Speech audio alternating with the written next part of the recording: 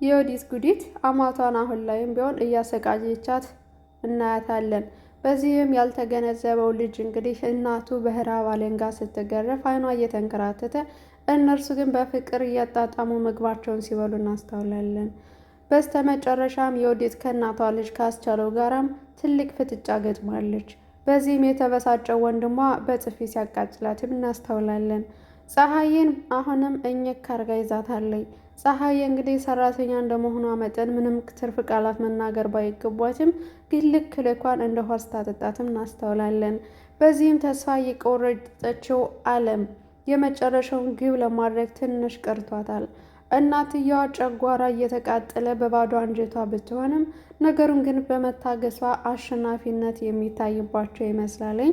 ሰላም እንዴት ናችሁ? የኖላዊት ዩቲዩብ ቻናል ቤተሰቦቼ በያላችሁበት ሰላማችሁ ብዝት ይበልልኝ። እንዴት ናችሁ? ለሰው ልጅ ሰላም ነውና በያለንበት ለሁላችንም ሰላም ይስጠን። እንኳን ወደዚህ ቻናል በሰላም መጣችሁ። አዳዲስ ዩቲዩበሮቼ ሰብስክራይብ በማድረግ የደወል ምልክቱን በመንካት ሁሌ የምለቃቸው ቪዲዮዎች እንዲደርሷችሁ በማጥቆር ቤተሰብ ሁኑ። ሀሳብ አስተያየታችሁን በኮሜንት ሴክሽን ላይ አስቀምጡልኝ። ነባር ቤተሰቦቼን በድጋሚ እንኳን ደህና መጣችሁ ስለምታበረታቱኝ ከልብ እያመሰገንኩኝ የእናት ግፍ የተሰኘው በክፍል 20 እነሆ። ድራማው ሲጀማመር እንግዲህ የዮዲት እናቷን ከፊደላት በማስቆጠር እኔ ብቻ ነኝ የተማርኩ እያለች የተማረችበትን እንግዲህ እናትየዋን ስታንቋሽሻትና ከሰው በታች ስታረጋት እናስተውላለን። ፊደልም የምታስቆጥራት ለራሷ ጥቅም በማሰብ አንቺ ስትሞች የኔ ስም መጻፍ አለበት፣ ያኔ ስትፈራረሚ ደግሞ በዱካ እንዳይሆን ላስተምረሽ ፊደላትን እያለች እንግዲህ በማሾፍና በማፌዝ እናትየዋ እኔ እኮ በወልድሽ አደርስሻለሁ፣ እባክሽን ረፊ፣ ይሄ ነገር አይበድሽም፣ በሆድሽ ላለው ጽንስ ራሱ መልካም ነገር እንድታስተምሪው እንጂ ክፋትና ተንኮል ላንቺ ምንም አይጠቅምሽም፣ ዛሬ የዘራሹ ነገ ታጭጃለሽ ስትላተኝ እኔ ደግ ነኝ፣ እኔ ደግ ከሆንኩም ለሰው ማስብና በመልካም ፈቃደኝነትም አንቺን ለማስተማር እዚህ ፊትሽ ላይ ቆሜያለሁ። አንቺ ማለት እኮ የሞትሽ የተረሳሽ ማንም የማይፈልግሽ ነሽ እያለቻት እንግዲህ የባሏን እናት ለገንዘብና ለጥቅም ስትል የጥላቻዋን ጥግ በደንብ ስናስተውላለን።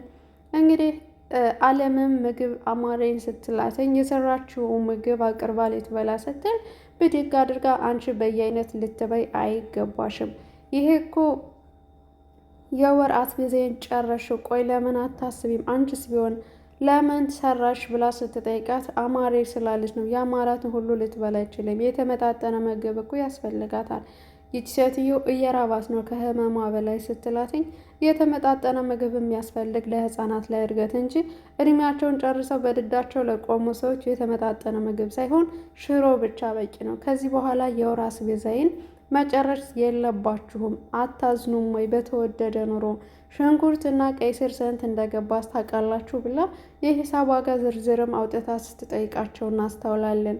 በስተመጨረሻም እንግዲህ ያቀረበችላትን አለም እናትየዋ ልትበላ የነበረው ምግብ የዮዲት እንግዲህ ብድግ አርጋ ወደ ራሷ እጅ በመሳብ ልትጎርስ ስትል ወንድዬ ከበር ከስራ ውሎ ሲመጣ እናየዋለን። ከዚህም ምግብ ላይ ደረስክ ወንድዬ፣ አንተን ስጠብቅ ነበር የኔ ንጉስ፣ ቆንጆ ምግብ ሰርችልሃለሁና እንብላ፣ እጅህን ታጠብ ስትለው እሱም እሺ አመሰግናለሁ የኔ ልዕልት፣ ለዚህ እኮ ነው የምወድሽ፣ ሆድሽን አይቶ ሙያም ሰጥቶሻል እኮ እያለ ሊጎርስ ሲጀማመር እናቱን አትበይም እንደማየ ለምን አብረን አንበላም ብሎ ሲጠይቃት እናትየዋም እንግዲህ በፍቅር ዓይን እየተንከራተተች የራብ አለንጋ እየገረፋተኝ ዝምታዋን ሰብራለች ማለት ነው። እንግዲህ የዮዲትም ቀደም ትልና እሷ አሁን ግጥም አርጋ እስክትጠግብ ድረስ በልታለች። እኔን አንተን እየጠበኩ ብቻ ነው ያልበለው ስትል አለምም ልትመልስ ስትል እንግዲህ አፏን ታስዛታለች ማለት ነው። ከዛም አለምም ከጓደኛዋ ጋር በመገናኘት ከፀሐዬ ጋራ ማለት ነው ገንዘብ ተበድራ ለእናቷ ወይም ደግሞ ለእማማ ለወንደሰን እናት ማለት ነው እንቁላል ሰርታ ልታበላት አስባለች ማለት ነው። ምክንያቱም ይቺ ሴትዮ ስመጣ ወፍራምና ወዛም የነበረች አሁን ላይ ግን ከ60 ወደ 30 ኪሎ ቀርባለች እና የተለያየ ምግብ ያስፈልጋታል። ነገሩን ታየውና ስትል ብር ተቀብላ ምግብ ስትሰራላት ከዛም በኋላ ምግቡን ከሰራችላት በኋላ ግጥም አድርጋ የወዲት ጉዲት ያንን ምግብ ትበላዋለች ማለት ነው። እናትየዋም ልትበላ እጇን ታጥባ ስትመጣ ምግቡ ግን የወዲት ወዴት እያስተናገደችው እናያታለን። የወዲትም ተመስገን አምላኬ ጥግብ እስክል ድረስ በላሁ ብላ የሰው ምግብ እንክት አርጋ በልታለች ማለት ነው። ይህ የግፍ ግፍ ነው። እውነት ለመናገር አንድ ሰው ሊበላ የነበረውን በራብ አለንጋ መግታት ተገቢ አይደለም። የተለያዩ ቅጣቶች አሉ። ነገር ግን የሰው ልጅ በምግብ ሊቀጣ በፍጹም አይገባም። ነውርም አስቀያሚም ስለሆነ ማለት ነው።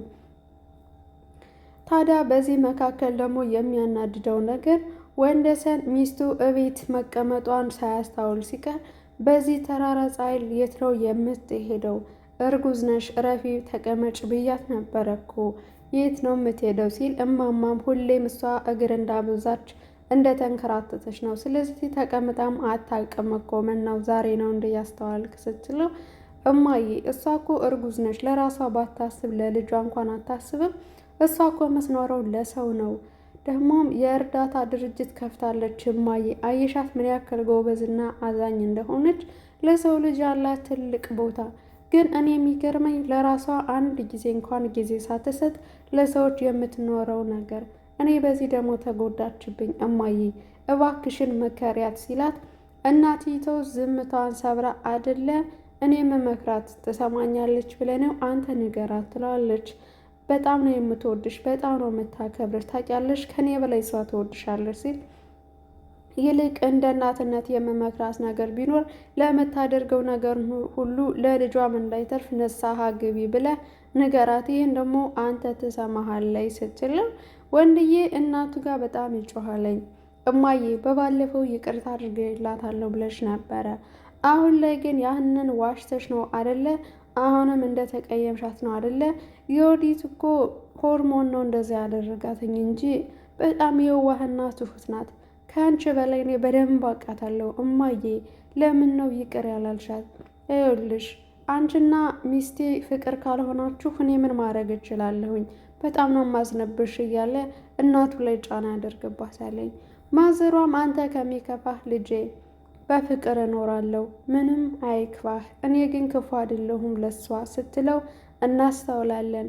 አለምም ምግብ እንደ ራባት ብታስታውቅም ወንድዬ ከስራ ውሎ ሲመጣ ፊቱ ተገትራ አለም ምንድን ነው አልበላሽም እንዴ ሲላተኝ ሚስቴ የት ሂዳ ነው ግን እንደዋለች ነው እኮ በባዶ ሆዷ ይሄኔ ምግብ አልበላሽም ሲላት አይ ጠዋት አብራችሁ ግጥም አርጋችሁ በልታችሁ አይደል እንዴ ምን ነው ደውልላት ታስትለዋለች። ነገር ግን የወዲት ጉዲት ከእናቷ ልጅ ጋርና ለፀሐይ ያላትን ጥላቻ ለመናገር ስትሄድ ፀሐይም ልክ ልኳን እንደ ውሃ ስታጠጣተኝ የወዲትም ከፍና ዝቅ ስታደርጋተኝ እናስተውላለን። አንቺ ሰራተኛ ነሽ ምን ያላለችው ቃላት አለ። ምናልባት እኔ በአንደበቴ መናገር የማይገባኝ ቃላት ስለሆነ ቃላቶቹን ዘልሌ ባልፋቸውም የወዲት ግን ይገባል የማይባላቶችን ቃላቶችን ተናግራ የፀሐይን ልብ ለመስበር ትሞክራለች። ፀሐይ ደግሞ ጠንካራና የወደፊት ዓላማ ስላላት ሁሉን ነገር በትዕግስትና በጥበብ ስታስረዳት እናያለን።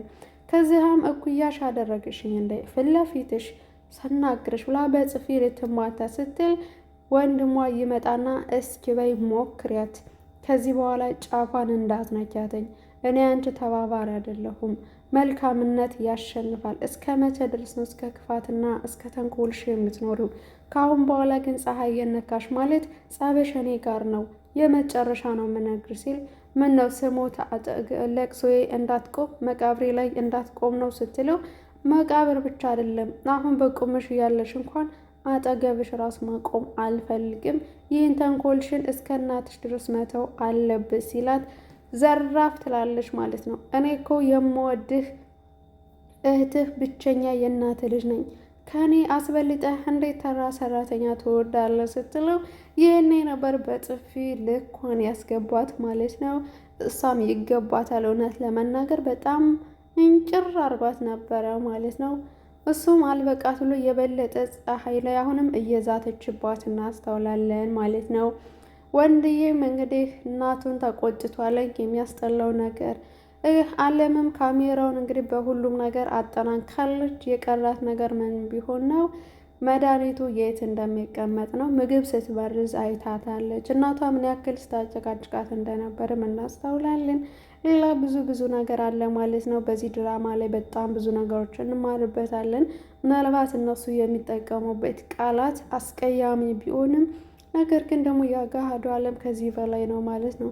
የሰው ልጆች በየቤቱ ማለት ነው በጣም ብዙ የሚባሉ ቁስሎችን ተሸክመው እንደሚኖርና የዛሬውን ሳይሆን የነገን ህልማችን ስንል እየተረገጥን እየተገፋን በራብ አለንጋ እየተገፋን ብዙ የምንኖር ልጆችም ስላለን አንዳንዴ ሰው ወዶ ሳይሆን ምናልባት በድሉ ምናልባት ደግሞ እኔ ከድሃ በመፈጠር ይህ ሁሉ ይደርስብኛል ሲል የሚያማርረው አለ። ዛሬ የምናማርረው ዛሬ የምንበደለው ነገ የተሻለ ቀን ስለሚመጣ ትዕግስተኛ እንደምንሆንና ያንን ደግሞ ፈተና በድል እንደምንወጣው ስለሚያስተምረን ነውና የዛሬን ሳይሆን የነገን ተስፋ በማድረግ በክፉ ሰዎች ብንጠመድም ለበጎ ነው ብለን አመስጋኞች እንድንሆን የሚያሳይ ድራማ ነው ማለት ነው። ከእንደዚህ አይነት ሰዎች ግን ፈጣሪ አምላክ ይጠብቀን። እኛም ክፉ ከምንሆን ከደጋጎቹ መካከል ያድርገን ነው የምለው። እውነት ብዙ ሰው ወዶ ሳይሆን በቃ ዝም ብሎ ስራው ስለሆነ ተፈጥሮ ስለሆነ ብዙዎቹ ጊዜ ክፉ ከተባለ አንድ ሰው መልካም ቢሰራ እንኳን ምንጊዜም ያ ሰው የሚታወቀው በክፉ ነው። ስለዚህ ከታች የተሰጠ ጸጋ ነው ብለን አምነን የምንቀበል ብዙዎች አለን። ማስተዋልና ጥበብን ይስጠን። ስለምትከታተሉኝ ስለምታዳምጡኝ ከልብ አመሰግናለሁ። በድጋሚ በያላችሁ በሰላማችሁ ብዝት ይበልልኝ። በሌላ ቪዲዮ ተመልሼ እስክመጣ ድረስ ቸር ቆዩልኝ። እወዳችኋለሁ።